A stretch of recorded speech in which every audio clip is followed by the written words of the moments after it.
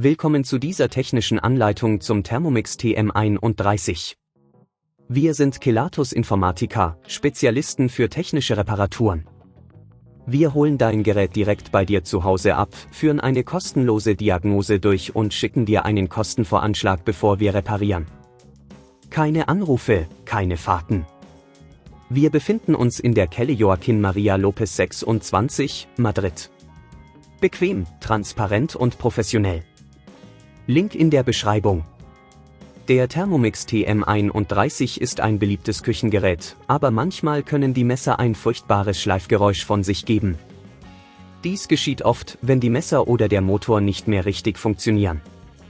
Wenn du das Problem nicht rechtzeitig behebst, können weitere Schäden entstehen, die teurer zu reparieren sind. Für diese Reparatur benötigst du ein Set von Schraubendrehern, eine Zange, einen Torx-Schraubendreher und eventuell ein neues Messerset. Zuerst solltest du den Thermomix vom Stromnetz trennen, um sicher zu arbeiten. Öffne das Gehäuse, indem du die Schrauben an der Unterseite mit dem passenden Schraubendreher entfernst. Achte darauf, die Schrauben gut aufzubewahren, damit sie nicht verloren gehen. Wenn du das Gehäuse entfernt hast, kannst du den Motor und die Messer sehen. Überprüfe, ob die Messer lose sind oder ob es andere sichtbare Schäden gibt. Um die Messer zu entfernen, musst du die zentrale Schraube lösen. Hierbei ist es wichtig, genau die richtige Kraft anzuwenden, um die Schraube nicht zu beschädigen.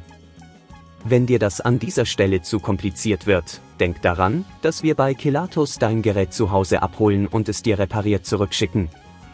Nachdem du die Messer entfernt hast, kannst du die neuen Messer einsetzen, indem du sie in die Halterung drückst und die zentrale Schraube wieder festziehst. Achte darauf, dass alles gut sitzt, bevor du das Gehäuse wieder montierst. Vergewissere dich, dass alle Kabel richtig angeschlossen sind und keine Drähte eingeklemmt werden, während du das Gehäuse schließt. Sobald alles wieder zusammengesetzt ist, kannst du den Thermomix wieder an das Stromnetz anschließen und einen Testlauf machen. Wenn er nun wieder normal läuft, hast du alles richtig gemacht. Um zukünftige Probleme zu vermeiden, solltest du darauf achten, die Messer regelmäßig zu reinigen und den Thermomix nicht über die empfohlene maximale Füllmenge hinaus zu beladen. Wenn du kein Risiko eingehen willst, bei Kelatos holen wir dein Gerät ab, reparieren es und liefern es dir nach Hause, deutschlandweit. Link in der Beschreibung.